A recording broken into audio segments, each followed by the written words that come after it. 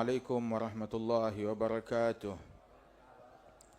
Alhamdulillah wassalatu wassalamu ala sayyidina Rasulillah sayyidina Muhammad bin Abdullah wa ala alihi wa sahbihi wa mawalah. Amma ba'd. Kita bersyukur kepada Allah Subhanahu wa taala pada pagi hari ini Allah taala kumpulkan kita di majlis yang istimewa, majlis zikir, majlis salawat, majlis ilmu yang kita laksanakan bersama-sama dalam rangka haul al-Imam al-Arif Billah Syekh Habib Bakar bin Salim. Mudah-mudahan Allah Ta'ala mengangkat derajat beliau dan Allah Ta'ala berikan keberkahan kepada kita sekalian dengan berkat beliau, dan kita doakan para guru-guru kita, para masyayikh, para ulama, para habaib, para kiai, para hadirin, hadirat yang hadir tengah-tengah kita semuanya. Allah Ta'ala berikan anugerah, Allah Ta'ala berikan berkah, Allah Ta'ala berikan keberuntungan kepada kita sekalian, dan Allah Ta'ala anugerahkan kita kedekatan dengan orang-orang yang beruntung hingga kita meraih keberuntungan dunia dan akhirat. Amin ya rabbal alamin. Dan juga semua yang terlibat dalam acara ini, panitia pelaksana, kemudian juga para tokoh masyarakat yang hadir tengah-tengah kita, bilkhusus Al-Habib Muhsin dan segenap para habaib, Kiai Gus Ali Masyhuri, kemudian juga akhina Syed Ahmad Bahar Al-Haddar, dan juga segenap para ulama, para asatidah, semua yang hadir. Allah Subhanahu wa taala anugerahkan kepada kita sekalian taufik, istiqamah, dan juga peneladanan terhadap para salafus saleh menempuh jalannya Nabi besar Muhammad sallallahu alaihi wasallam. Amin ya rabbal alamin. Kecintaan kepada kaum salihin adalah sesuatu yang diperintahkan oleh Allah Subhanahu wa taala dan sesuatu yang diajarkan oleh Rasulullah sallallahu alaihi wasallam. Bahkan di dalam hadis kita diperintahkan untuk cinta kepada mukmin yang biasa, apalagi mukmin yang luar biasa. Rasulullah bersabda, la yu'minu ahadukum hatta yuhibba li akhihi ma yuhibbu li nafsihi minal khair. Tidak beriman salah seorang kalian hingga dia cinta untuk saudaranya sebagaimana dia cinta untuk dirinya sendiri daripada kebaikan. Ini cinta kepada saudaranya yang mukmin yang biasa, apalagi mukmin yang luar biasa. Allah Ta'ala wahyukan kepada Sayyidina Daud. Allah Ta'ala nyatakan kepada beliau, ya Daud, kalau seandainya lau tagarrabta ilayya bi'amal ahlis samawat wal ard, apabila engkau mendekatkan diri kepadaku dengan melakukan seluruh amalan penghuni langit dan bumi. Amalan penghuni langit dan bumi digabungkan, dilakukan oleh satu orang. Tapi di dalam apa yang kamu lakukan, wal hubbu fiyya laisa wal bughdu fiyya laisa ma taqabbaltu dzalika mink. Di dalamnya tidak ada cinta karena Allah. Enggak ada cinta karena Allah. Di antara amalan yang dia kumpulkan sama sekali enggak ada kecintaan karena Allah, enggak ada cinta kepada salihin, enggak ada cinta kepada aulia, enggak ada cinta kepada anbiya. Dan enggak ada juga kebencian yang motivasinya karena Allah, bukan karena nafsu. Apabila dua hal ini enggak ada, maka semua amalan yang kamu lakukan enggak saya terima, kata Allah Subhanahu wa taala. Tidak saya terima. Bahkan untuk mencapai hakikat iman itu disebutkan dalam Sahih Al-Bukhari, thalath man kunna fihi wajada halawatal iman. 3 perkara. Kalau 3 perkara ini dimiliki oleh seseorang, dia akan merasakan manisnya iman. Apa? Ayyakunallah wa rasuluh ahabba ilaihi mimma siwahuma. Wa ayyuhibbal mar'a la yuhibbuhu illa lillah. Ayyakraha ayyauda fil kufri kama yakrahu ayyukdhafa fin nar. Cinta menjadikan Allah dan Rasulnya yang paling dia cintai. Lebih daripada apapun, siapapun. Allah dan Rasulnya menjadi yang paling dia cintai. Lebih daripada apapun juga. Pertama. Poin kedua, cinta lagi. Cinta apa? Cinta kepada seseorang, cintanya bukan karena motivasi duniawi atau harta atau tahta ataupun nafsu atau syahwat atau birahi. Cintanya murni karena Allah Ta'ala. Cinta kepada seseorang karena Allah. An yuhibbal mar'a la yuhibbuhu illa lillah. Cinta kepada seseorang, dia enggak cinta kepada tuh orang kecuali murni karena Allah Ta'ala. Poin yang kedua.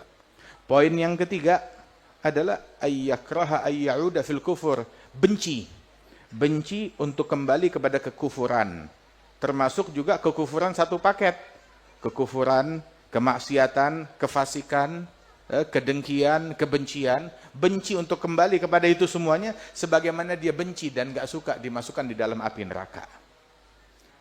3 hal yang membuat orang manusia iman, semuanya amalan hati, masalah cinta dan benci. Gak ada yang lain. Untuk merasakan manusia iman, gak disebut ilmu yang banyak, ibadat yang banyak, sholat yang banyak, puasa yang banyak, haji yang banyak, jihad yang banyak, sedekah yang banyak. Enggak. Semuanya 3 hal. Cinta, benci. Jadikan Allah dan Rasul yang paling dia cintai, cinta kepada seseorang murni karena Allah Subhanahu wa taala, dan juga benci kepada kekufuran berikut antek-anteknya. Tahu gak? Cinta kepada ketaatan, cinta kepada orang-orang yang taat, cinta kepada keimanan. Ini adalah anugerah dari Allah Ta'ala. Benci kepada kekufuran, benci kepada kefasikan, benci kepada kemaksiatan, anugerah dari Allah Ta'ala. Wa'alamu anna fikum Rasulullah law yuti'ukum fi katsirin minal amri la'anittum walakinallaha habbaba ilaikumul iman wa zayyanahu fi qulubikum wa karaha ilaikumul kufra wal fusuqa wal isyan. Ini anugerah dari Allah Ta'ala. Allah Ta'ala nyatakan, ketahuilah di tengah-tengah kalian adalah Rasulullah sallallahu alaihi wasallam. Kemudian satu poin, orang yang dekat dengan Rasul sallallahu alaihi wasallam, yang dekat dengan Rasulullah, anugerah yang dia dapatkan bahwasanya habbaba ilaikumul iman, dijadikan dia cinta kepada keimanan, dijadikan keimanan indah di matanya, suka kepada keimanan, ngefans dengan keimanan, dijadikan tuh iman udah hal yang paling indah. Indah bukan karena dunia yang dia punya, bukan karena kendaraan, bukan karena rumahnya, bukan karena uangnya, bukan karena penghasilannya. Indah karena keimanan yang dia punya. Zayyanahu fi qulubikum. Itu anugerah. Ngefans dengan keimanan, dijadikan tuh iman udah hal yang paling indah. Indah bukan karena dunia yang dia punya, bukan karena kendaraan, bukan karena rumahnya, bukan karena uangnya, bukan karena penghasilannya. Indah karena keimanan yang dia punya. Zayyanahu fi qulubikum. Itu anugerah. Wa karaha ilaikumul kufur wal fusuq wal isyan. Membuat di dalam hati kalian benci kepada kekufuran, kefasikan dan kemaksiatan. Ketika orang benci kepada kekufuran, kemaksiatan dan benci kepada kefasikan, itu adalah anugerah dari Allah Subhanahu wa taala. Walidzalik sampai dikatakan dalam riwayat, man tawadda'a li ghaniyyin salih. Man tawadda'a li ghaniyyin salih li ghinah dhahaba syatru dinih. Orang kalau dia tawadhu, merendah, tapi motivasi merendahnya dia karena faktor duniawi. Dia merendah, tawadhu kepada orang yang kaya, yang hartawan, yang soleh. Orang soleh bagus, kaya, hartawan ya bagus juga. Tapi seseorang merendah karena faktor kekayaan duniawi yang dimiliki oleh orang tersebut, maka Rasulullah bilang zahaba syatru dini, setengah agama dia hilang. Setengah agama dia hilang, tinggal setengah lagi, hati-hati, jaga baik-baik. Setengah agamanya hilang. Karena tawadhu'nya enggak benar, keliru. Bukan karena faktor kesolehannya, tetapi karena faktor duniawi yang dimiliki orang tersebut. Kita diperintahkan untuk tawadhu kepada semua, kepada siapapun, tapi tawadhu'nya kita karena Allah Subhanahu wa taala. Tawadhu'nya kita karena Allah Jalla Jalaluhu wa ta'ala ta'zamatuh. Rasulullah sallallahu alaihi wasallam orang yang paling tawadhu'. Wa Syekh Habib Bakar bin Salim orang yang paling tawadhu' di zamannya. Dikenal dengan tawadhu'nya beliau, segitu memiliki kemuliaan dan keagungan yang tinggi di mata Allah taala dan di mata masyarakat. Rasul sallallahu alaihi wasallam demikian menyatakan kepada kita sekalian, kita diperintahkan untuk cinta kepada kaum salihin, cinta kepada orang saleh. Dan Rasulullah sallallahu alaihi wasallam berkali-kali di dalam hadisnya beliau merindukan umatnya, mengungkapkan kerinduan kecintaannya kepada umatnya secara umum, umatnya secara umum, apalagi umatnya secara khusus. Beliau bilang, Wa syauqah law ra'ayna ikhwanana. Alangkah rindunya andaikan aku ingin sekali melihat, menyaksikan umatku, umatnya secara umum. Apalagi secara khusus para wali-walinya, para salihinnya. Sampai Rasul SAW menceritakan para wali-wali dari umat yang terdahulu diceritakan oleh Rasulullah. Kenapa Rasulullah menceritakan wali-wali yang terdahulu? Kenapa? Untuk menanamkan di dalam hati kita cinta kepada para wali-wali yang terdahulu dari umat yang dulu, apalagi dari umatnya Nabi Muhammad SAW. Allah Subhanahu wa taala di dalam Al-Qur'an juga menceritakan tentang para nabi-nabi, tentang para rasul, tentang para wali-wali, tentang para salihin. Walaupun bukan nabi, bukan rasul, Allah Ta'ala ceritakan kisah mereka di dalam Al-Qur'an. Yani, kalau bahasa kita, Allah Ta'ala menceritakan managib wali-wali di dalam Al-Qur'an. Bahkan Allah Ta'ala menjelaskan di dalam Al-Qur'an, nahnu nagussu alaika naba'ahum bilhaq innahum fityatun amanu birabbihim wazidnahum huda. Kami akan ceritakan kepadamu berita tentang Ashabul Kahfi. Kisah-kisah Ashabul Kahfi kami ceritakan kepadamu dengan hak, bukan dengan hoax. Dengan hak, bukan dengan hoax. Orang banyak hanya percaya dengan yang hoax, percaya dengan yang hak, dengan kebenaran. Dan juga ketika menceritakan tentang sejarah para wali-wali, tentang sejarah para salihin, itu merujuk kepada sumber-sumber yang berdasar dengan keilmuan, bukan berdasarkan apa hoax katanya, tetapi ada rujukannya dan ada kitab-kitabnya. Sebagaimana apa yang kita dengar di majelis ini, Masya Allah, semua memiliki rujukan yang benar, yang sah daripada kitab managib yang disebutkan oleh para ulama wal auliya was salihin. Hatta Sayyidul Jad Al-Habib Salim bin Ahmad bin Jandan, beliau pun juga banyak menulis tentang managib Syekh Habib Bakar bin Salim. Di antaranya ada kitab namanya Ghadfus Samar fi Managib Syekh Habib Bakar. Dan juga beliau punya beberapa kitab yang lain tentang managib Syekh Abu Bakar bin Salim, dan menuliskan tentang tarajim para ulama, para aulia, para salihin, bahkan dari para kiai-kiai pun juga banyak disebutkan tarajim dan managib beliau di dalam kitab-kitab yang beliau karang, yang beliau tulis tersebut. Dari hasil perjumpaannya dengan mereka para masyayikh dan ulama itu. Ala kulli hal, Allah Ta'ala menceritakan Ashabul Kahfi. Ashabul Kahfi bukan Nabi, bukan Rasul. Mereka dari umatnya Nabi Isa. Antara Nabi Isa dan Nabi Muhammad nggak ada Nabi, nggak ada Rasul. Setelah Nabi Isa, nggak ada Nabi, nggak ada Rasul kecuali Nabi Muhammad Sallallahu alaihi wa alihi wasallam. Allah Ta'ala bilang, kami ceritakan berita tentang mereka, kisah tentang Ashabul Kahfi. Allah Ta'ala nyatakan, innahum fityatun amanu birabbihim wazidnahum huda. Mereka adalah para pemuda, para pemuda. Dan beginilah Allah Ta'ala menanamkan kepada muslimin, orang-orang tua, sesepuh, untuk cinta kepada setiap orang soleh, kepada aulia, walaupun dia anak muda, walaupun dia pemuda. Bukan, ini lebih muda dari saya, nggak mungkin jadi wali. Lebih muda dari saya, nggak mungkin dapat kemuliaan. Ada mutakabbir, sombong. Sayyidina Zakaria ketika melihat anak didiknya, keponakannya, anak asuhnya yang diasuh oleh beliau, Sayyidatina Maryam binti Imran, yang kafalha Zakaria, yang diasuh, dididik oleh Zakaria. Kemudian menyaksikan di dalam ruangannya Maryam binti Imran ada makanan. Kullama dakhala 'alaiha Zakaria al-mihrab wajada 'indaha rizqa. Tahu gak artinya kullama? Tiap kali, setiap kali, tiap kali masuk ke dalam mihrab, tempat yang diperuntukkan untuk tempat tinggalnya Sayyidatuna Maryam, kuncinya di tangan Sayyidina Zakaria. Tiap kali masuk ke situ selalu ada makanan. Ya Maryam, wa anna laki hadza? Ditanya, dari mana makanan ini? Halalkah? Atau ada orang yang bukan mahram yang bawakan?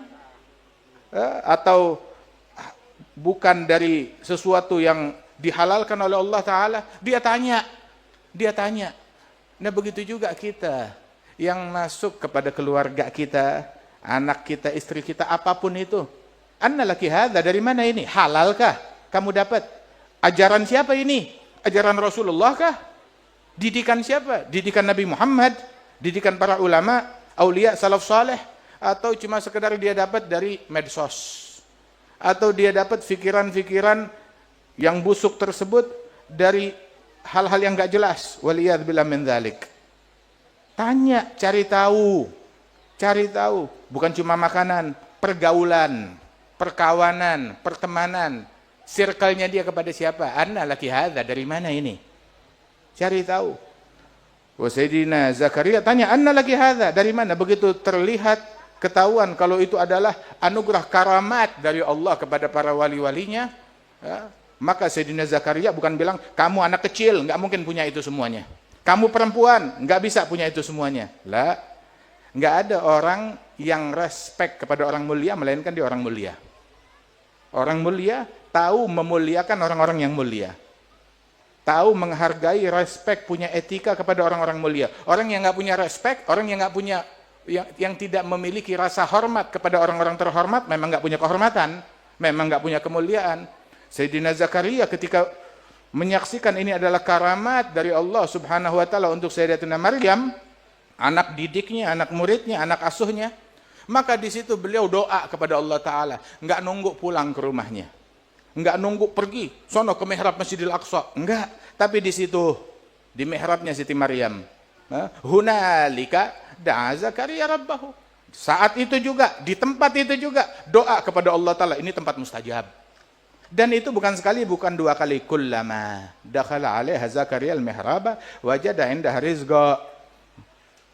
Ya Maryam, anna laki hadza? Qalat huwa min indillah, innallaha yarzuqu may yasha bighairi hisab. Hunalika da'a Zakaria rabbahu. Di situ Sayyidina Zakaria doa kepada Allah Ta'ala hingga dikabulkan oleh Allah Subhanahu wa taala, melihat athar ijabah dari doanya di tempat yang mulia tersebut. Wah, hakadha diajarkan.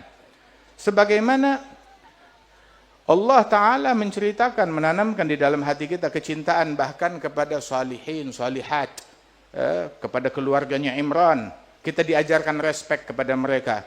Innallaha astafa Adama wa Nuhan wa ala Ibrahim. Allah Ta'ala memilih untuk mengistimewakan. Siapa yang diistimewakan? Adam. Nuh, keluarganya Ibrahim. Sudah, itu doang keluarga Nabi-Nabi. Wa ala Imran, dan keluarganya Imran. Imran bukan Nabi, bukan Rasul, kata ulama. Tapi Allah memilih mengistimewakan mereka. Keluarga Imran.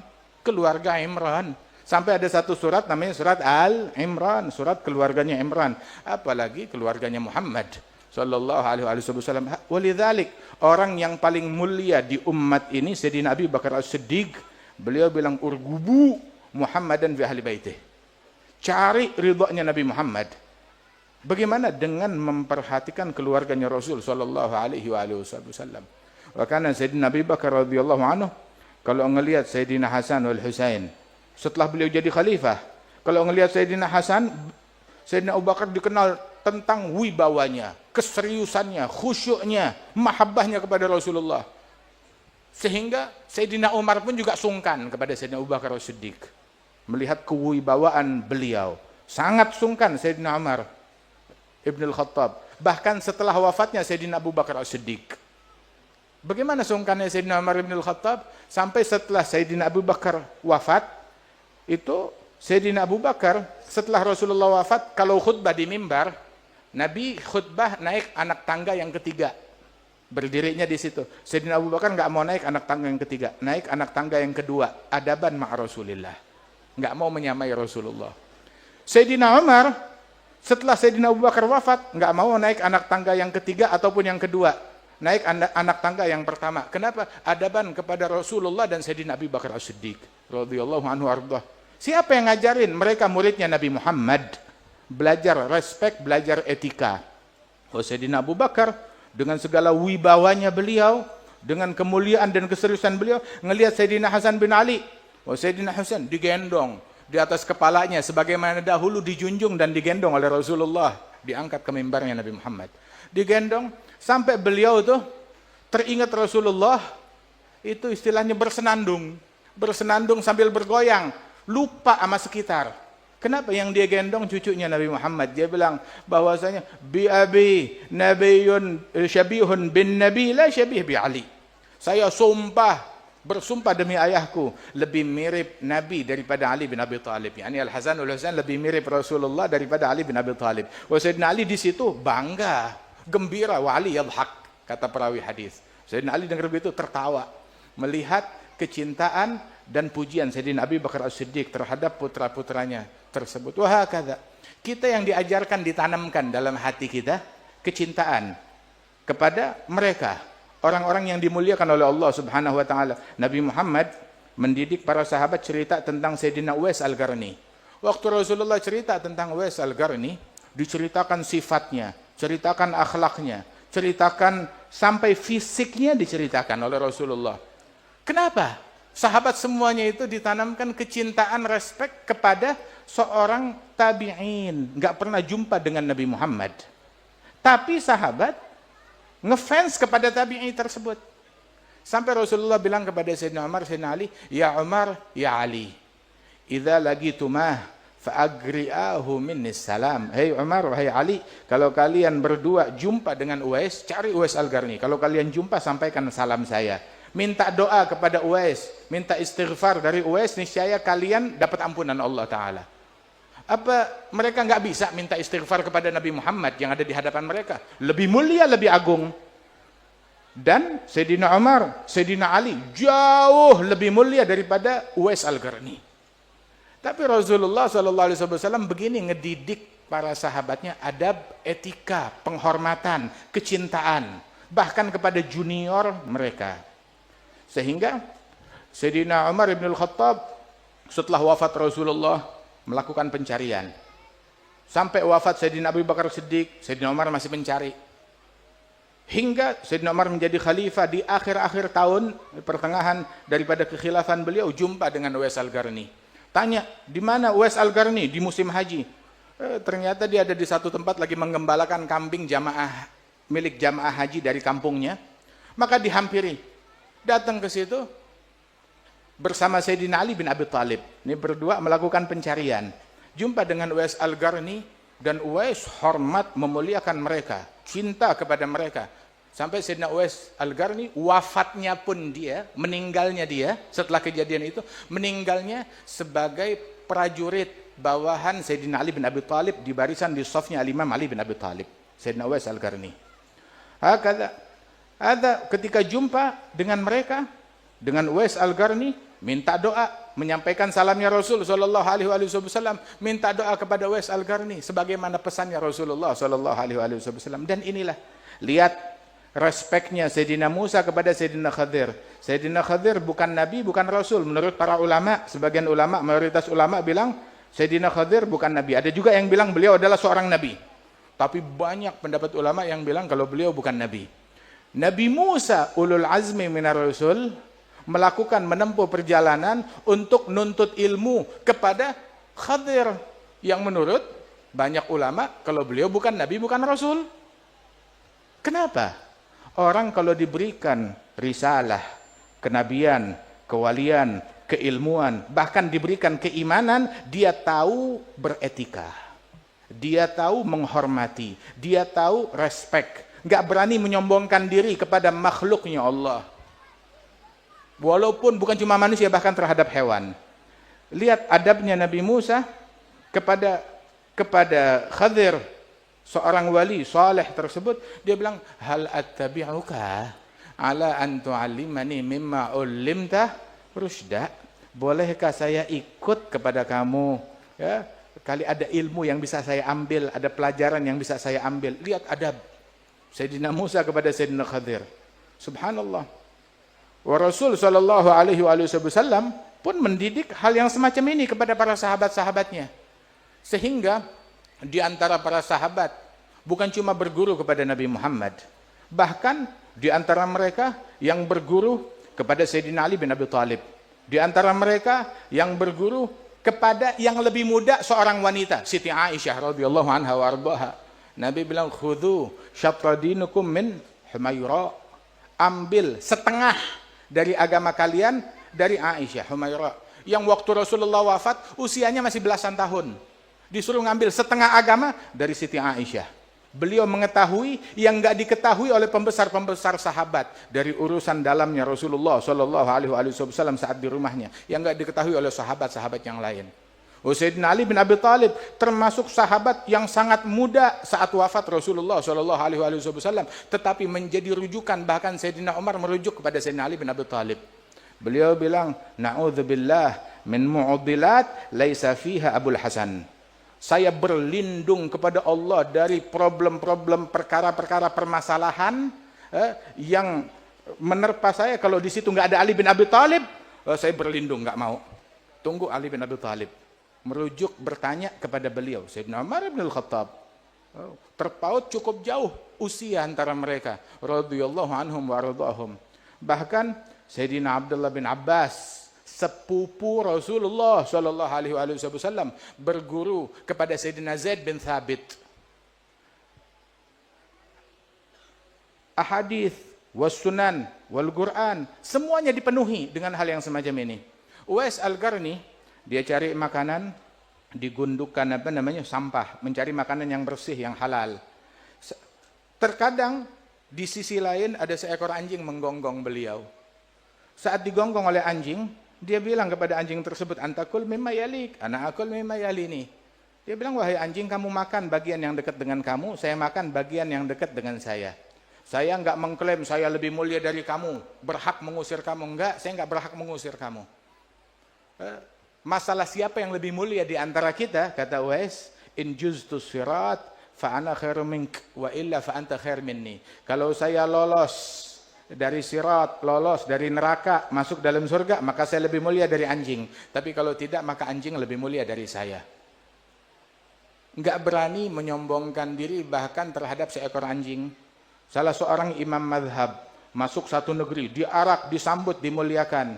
Maka saat perjalanan arak-arakan itu, tahu-tahu di jalanan ada seekor anjing mau diusir, bilang jangan usir, saya dan anjing punya hak yang sama untuk melewat di jalan ini, jangan usir, saya nggak berhak ngusir tuh anjing dari jalanan, dia juga punya hak yang sama. Akhlak bahkan terhadap hewan binatang. Al-Imam Fakhrul Wujud Asy-Syaikh Habib Bakar bin Salim, beliau 40 tahun sholat subuh dengan wudhu isya, tiap malam datang ke kota Tarim, sholat di masjid-masjid. Masjid di Tarim lebih dari 360 masjid di masa itu. Beliau datang ke setiap masjid, beliau sholat di masjid-masjid tersebut. Loh, ajaran siapa keliling ke masjid-masjid? Allah Ta'ala. Allah Ta'ala yang menyatakan, memberikan teladan dari Rasul sallallahu alaihi wasallam, subhanalladzi asra bi 'abdihi lailan minal masjidil haram ilal masjidil aqsa, dari masjid ke masjid, dari masjid ke masjid. Berjalan, menghidupkan dari satu masjid ke masjid yang lain. Kemudian bukan cuma itu, beliau mengisi tempat air bukan cuma buat minumnya orang atau wudhunya orang, tempat air untuk minumnya hewan. Di bagian luar masjid tuh selalu tuh ada tempat tambatan, orang menambatkan keledai mereka atau kuda mereka. Di situ juga ada tempat air untuk minumnya hewan, diisiin air. Untuk siapa? Untuk hewan minum. Bahkan kalau ada anjing lewat, minum dari situ juga. Dia isikan tuh air untuk minumnya hewan dan binatang. Khidmah, pelayanan, bahkan bukan cuma kepada manusia, kepada makhluk hidup. Radhiyallahu anhum wa ardhahum ajma'in. Jangan heran, fi Sahih Al-Bukhari, Nabi Muhammad bilang seorang wanita, dalam riwayat seorang laki-laki pendosa, masuk surga gara-gara memberikan minum kepada anjing yang hampir mati kehausan. Fil Bukhari disebutkan laki-laki. Dalam bagian yang lain disebutkan perempuan. Syekh Al-Habib Umar bilang kejadiannya bukan satu kali, 2 kali. Yang satu laki-laki, yang satu perempuan. Dua-duanya benar. Dan dua-duanya dimasukkan surga karena rahmatnya, manfaat yang dia berikan kepada hewan binatang. Walaupun itu binatang anjing. Apalagi kalau manfaat, kebaikan, rahmat dia tujukan kepada manusia. Dia tujukan kepada muslimin. Itu disebutkan oleh para ulama, man lam yarham rajula su fahuwa aswa halan minhu. Orang kalau nggak punya kasih sayang kepada penjahat, maka dia lebih jahat daripada penjahat tersebut. Nabi Muhammad, sahabatnya dalam perang Uhud yang terbunuh berapa puluh orang. Beliau terluka, sahabatnya terbunuh. Beliau sendiri luka parah. Kemudian sahabat Rasulullah bilang, ya Rasulullah, sumpahin musyrikin, laknat mereka, kutuk mereka agar mereka binasa. Nabi bilang ma bu'itsu la'anan wala sabbaba. Dalam situasi perang, beliau bilang saya diutus oleh Allah bukan sebagai tukang laknat, bukan tukang caci maki, bukan tukang kutuk, bukan tukang sumpah serapah. Ma bu'itsu la'anan wala sabbaba. Innama bu'itsu rahmatan lil alamin. Saya diutus rahmat bagi alam semesta. Sallallahu alaihi wa alihi wasallam. Rahmah bikulli muslim, rahmat kepada setiap muslim. Ini ajaran yang diajarkan oleh Rasul sallallahu alaihi wasallam. Fil hadis al-musalsal bil awaliyah. Disebut al-hadis al-musalsal bil rahmah. Disebut hadis musalsal bil awaliyah sebab setiap perawi hadis bilang ini hadis pertama yang diajarkan guru kami kepada kami. Apa pelajaran pertama dari guru kepada muridnya? Sabda Rasulullah yang berbunyi Ar-Rahimun yarhamuhumur Rahman tabaraka wa ta'ala irhamu man fil ardi yarhamkum fi riwayah yarhamukum man fis sama. Orang yang penyayang disayang oleh Rahman tabaraka wa ta'ala, sayangi siapapun. Faham makna siapapun, apapun agamanya, apapun sukunya, apapun warga negaranya, apapun bangsanya, apapun warna kulitnya. Islam enggak mengenal apartheid. Islam enggak mengenal rasisme, enggak kenal dengan begituan. Islam ngajarkan rahmat kepada siapapun, irhamu man fil ardi. Sayangi siapapun yang ada di muka bumi. Yarhamkum man fis sama. Allah akan menyayangi kalian. Jalla jalaluhu ta'ala azamatuh. Saudara-saudara sekalian, dalam rangka rahmat tersebut, kita dengar tadi di Manaqib, Syekh Habib Bakar bin Salim tiap hari masak di dapurnya antara 700 sampai 1000 porsi. 700 sampai 1000 keping roti, yang mana itu merupakan makanan pokok di masa itu. Itu beliau setiap hari antara 700 sampai 1000 porsi untuk dibagi-bagi kepada tamunya, fakir miskin, siapapun. Beliau beri makan orang setiap hari 700 sampai 1000 porsi. Jangan heran, Al-Imam Al-Faqih Al-Muqaddam Muhammad bin Ali Ba'alawi, beliau punya kebun kurma. Itu kalau panen, pertama dia keluarkan, zakatnya dikeluarkan. Setelah zakatnya dikeluarkan, terus dia keluarkan lagi. Berapa dia keluarkan? Dia keluarkan 360 zir atau kendi yang besar. Itu satu zir itu bisa menampung 400 atau 500 kilo. Diisi dengan kurma semuanya. Dan kurma awet. Bertahan sampai 1 tahun atau lebih. Diisi 360 kendi, ditaruh di gudangnya. Setiap hari dia sedekah, yaitu antara 400-500 kilogram kurma. Setiap hari. Setiap hari dia keluarkan tuh 1 kendi. Udah dia siapkan nafkah untuk 1 tahun sedekah buat 1 tahun. Baru sisanya untuk dia makan keluarganya. Radhiyallahu anhum wa ardhahum. Ini ajaran mereka. Jangan heran, ini warisan yang mereka warisi dari Al-Imam Ali Zainal Abidin, Ibn al-Husain bin Ali bin Abi Talib, wa ibn Fatimah binti Nabi Muhammad sallallahu alaihi wasallam, yang mana beliau berinfak untuk hampir 300 orang, ya, atau 125 rumah, 150 rumah dari fugara Madinah. Beliau nafkahi mereka. Sehari-hari dinafkahi mereka itu tanpa mereka tahu dari siapa makanan yang sampai kepada mereka. Dia udah siapkan tiap hari keliling ke rumahnya orang, bawa nih sedekah buat 1 bulan. Ke rumah ini, rumah itu, semuanya dia nafkahi. Tanpa mereka mengetahui di tengah malam. Sampai khadimnya itu bilang kita mau bawakan, bilang kamu mau bawain dosa saya besok hari kiamat. Mau mikulin dosa saya besok hari kiamat. Dia pikul sendiri. Waktu beliau wafat meninggal dunia, baru gubernur Madinah heran. Selama ini di Madinah nggak ada fakir miskin. Akan tetapi tahu-tahu setelah wafat Ali Zainal Abidin bermunculan fakir miskin di mana-mana. Bilang, siapa kalian? Kalian orang Madinah. Bilang, kami orang Madinah asli. Dari dulu kami nggak pernah keluar dari kota Madinah. Loh, dulu kalian nggak pernah kelihatan.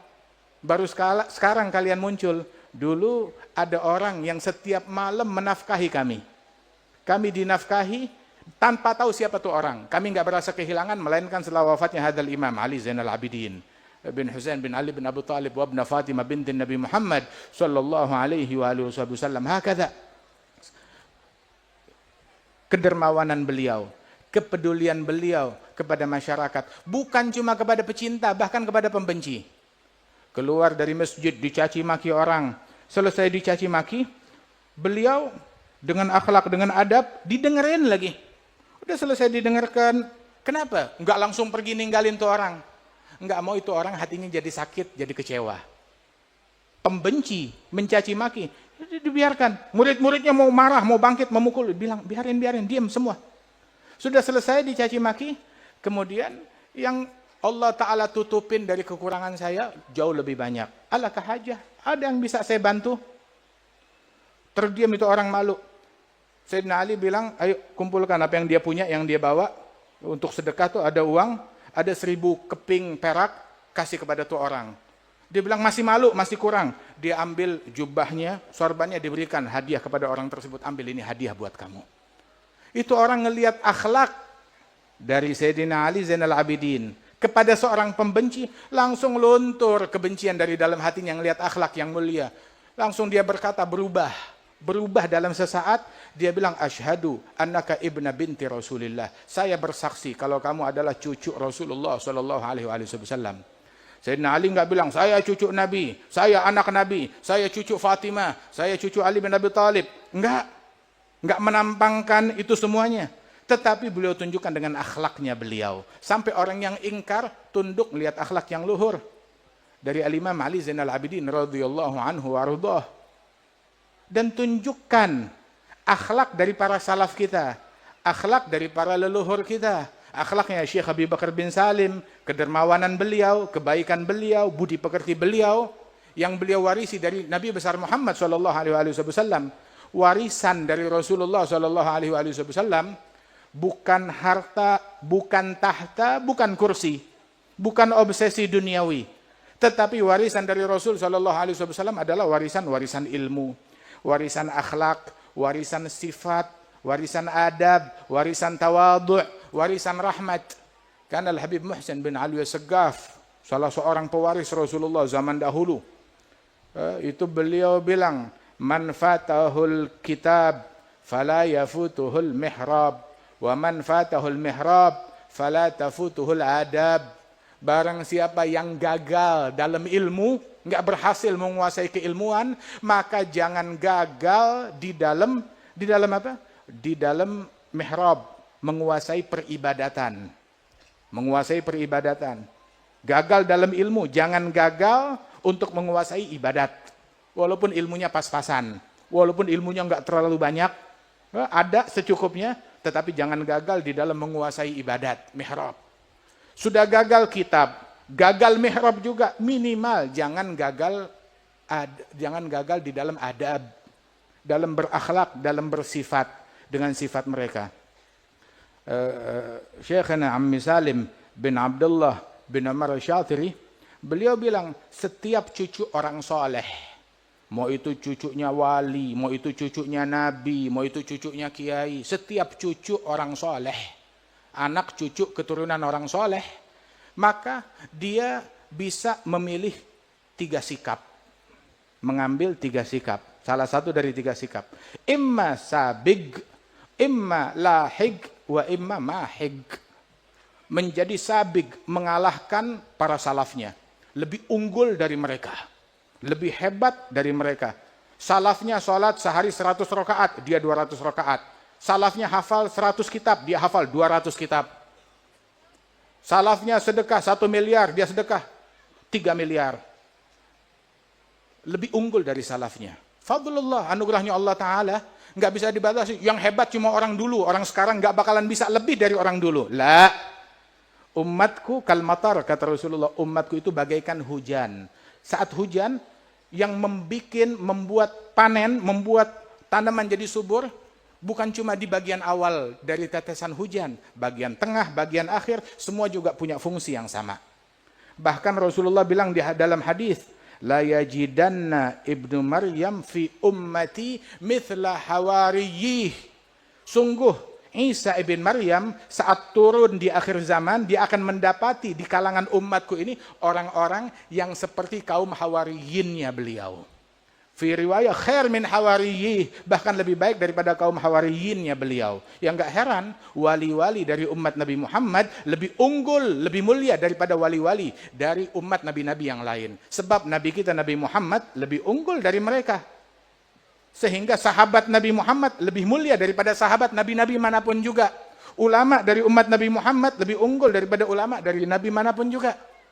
Ulama ummati ka'ambiya Bani Israel, kata Rasulullah, ulama umatku bagaikan para nabi-nabi dari kalangan Bani Israel. Sallallahu alaihi wasallam. Dan umat Rasulullah lebih mulia daripada umat nabi-nabi yang lain. Sallallahu alaihi wasallam, berkat Nabi besar Muhammad. Nah, saudara-saudara sekalian, kemuliaan nggak bisa dimonopoli. Cuma buat orang dulu aja, orang sekarang nggak bisa. Lah, tetap bisa. Anugerahnya Allah Ta'ala. Imma sabik, kamu bisa mengalahkan, bisa melebihi mereka. Wa imma lahik, nggak bisa melebihi mereka, mengikuti jejak mereka, mengikuti. Ayahnya sholat 100, ya dia, saya sholat duha 8 rakaat, witir 11 rakaat, Ali Zainal Abidin tiap malam 1000 rakaat, Syekh Abdul Qadir Jailani tiap malam 1000 rakaat, Junaid Al-Baghdadi tiap malam 1000 rakaat, Rabi Adawiyah tiap malam 1000 rakaat, Al-Faqih Al-Muqaddam tiap malam 1000 rakaat. Dia nggak bisa begitu. Tiap malam 11 rakaat witir. Nggak bisa 11 rakaat witir, jangan ditinggal. Al-Imam Abdullah bin Husain bin Tahir, kalau beliau di dalam salat duha membaca Quran 10 juz, salat witir baca Quran 10 juz. Oh, kita baca salat duha walaupun 8 rakaat, walaupun kuliah kulhu. Baca Al-Quran. Al-Imam Junaid bin Muhammad Al-Baghdadi, kalau masuk ke tokonya, saat buka toko dia gelar sejadah. Sebelum dia buka toko udah dibuka, ditutup dengan tirai, dengan hordeng, dia gelar sejadah, dia sholat sunnah. Nggak banyak, cuma 300 rakaat. Habis itu baru dia buka tirainya, ayo siapa yang mau beli, baru dia jualan. Ini tokonya orang dulu, belum masjidnya. Ini tokonya orang dulu. Loh, kok bisa dia sholat ratusan rakaat, ini sholat 1000 rakaat? Soalnya mereka nggak scrolling handphone. Soalnya mereka nggak sibuk baca komentar netizen. Soalnya mereka nggak sibuk ngomentarin orang. Sibuknya bukan dengan medsos, sibuknya dengan Al-Quran. Al-Imam Abdullah bin Husain Bal-Faqih, beliau bilang, laqad fatani min khiyarin nas kam rajulin ma faragadz dzikra tulal umri wal kutuba. Saya kehilangan orang-orang soleh, para wali-wali, yang seumur hidupnya kerjaannya nggak pernah berpisah dari zikir, dari kitab, dari ilmu. Ma faraga dzikra tulal umr wal kutubah, nggak pernah berpisah dari kitab, nggak pernah berpisah dari ilmu. Katsir min syuyukhina, hatta Ammi Salim, Al-Habib Salim bin Abdullah bin Umar Syatiri, ini depan mata kita, sibuknya sama kitab. Itu kalau naik ke rumahnya itu dengan usia yang sepuh, itu saat naik tangga tuh, di tangga tuh ada tempat kayak lebih luas sedikit, dia duduk, ada bangku di situ, terus ada colongan tempat kitab, dia baca kitab dulu sambil mengatur napas, beberapa halaman, napasnya udah stabil, lanjut lagi naik ke lantai atas.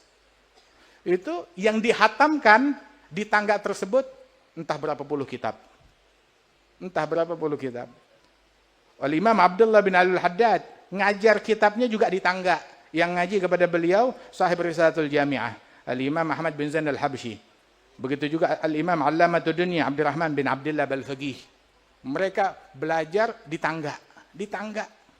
Nggak ada tempat lain. Dengan kesederhanaan mereka, radhiyallahu anhum wa radhahum ajma'in. Inilah kesibukan. Nggak pernah berpisah dari kitab tulal umur, seumur hidup. Nggak pernah berpisah dari zikir, seumur hidup mereka. Bakka ulailatihi, sajjadu khalwatihi, min khawfi malikihi, yasta'dzibut ta'aba. Kerjaannya kalau malam menangis untuk Allah, baca Al-Quran menangis, sujud menangis, sholat menangis, istighfar menangis, munajat menangis. Tiap malam seperti itu kesibukan mereka. Oh, kita kapan terakhir saat baca Al-Quran? Kapan terakhir kita nangis saat baca Al-Quran? Kapan terakhir kita nangis saat baca Al-Quran? Kapan terakhir kita menangis dalam sujud kita? Kapan terakhir kita menangis saat kita ingat neraka, saat kita ingat kematian? Enggak, hilang handphone baru menangis. Hilang motor baru menangis. Ditegur oleh majikan, dibully oleh netizen baru menangis. Enggak menangis buat motivasi akhirat. Imam Abdullah Haddad sampai bilang tafidhu uyuni bidumu'i sawakibi famali la abki ala khairi dhahibi ala umrin idh tawalla. Saya menangis. Apa menangisnya? Atas umur saya, atas ini, atas itu. Yang banyak kehilangan bukan Abdullah Haddad, tapi kita yang banyak kehilangan. Dan itu pun dengan segala ibadat mereka, tawadhu'nya luar biasa. Orang sekarang, imma dia menjadi sabik atau lahik, atau nggak bisa mengikuti, meneladani mereka walaupun sedikit. Atau minimal antara dua hal ini. Jangan jadi yang ketiga. Apa ketiga? Mahig. Apa itu mahig? Mengikis habis, meninggalin sejauh-jauhnya daripada kerjaan orang tuanya. Fakhalafa min ba'dihim khalfun adha'us shalah wattaba'u syahwat fasawfa yalgauna ghayya. Setelah mereka datang generasi yang mencukur habis, menghilangkan kebiasaan para leluhurnya, ninggalin sholat, mengumbar syahwat, terus menganggap dirinya orang paling mulia di alam semesta. Apa yang dia lakukan? Anak gadisnya buka-bukaan aurat, yang digedein, kalau bikin acara, kawinan, campur laki perempuan, nggak peduli. Dengan batasan yang diatur oleh syariatnya Rasul SAW, berlomba-lomba dalam kemewahan, nggak peduli buka-bukaan aurat, demi make up, sholat tinggal, nggak apa-apa. Gabung sholat. Ya kalau digabung zuhur asar, kalau asar maghrib itu ilmunya dari mana saya masih belum paham. Asar digabung ke maghrib ilmunya itu dari mana? Belum paham. Kenapa? Sayang make upannya dihapus, udah mahal. Nabi bilang wailun lil agab minan nar. Yang enggak kena air wudu dibakar dengan api neraka. Waliyadzubillah, dia lebih menyukai api neraka daripada mu'afatin minal fitan. Ya Allah, hidupkan kami di jalan mereka.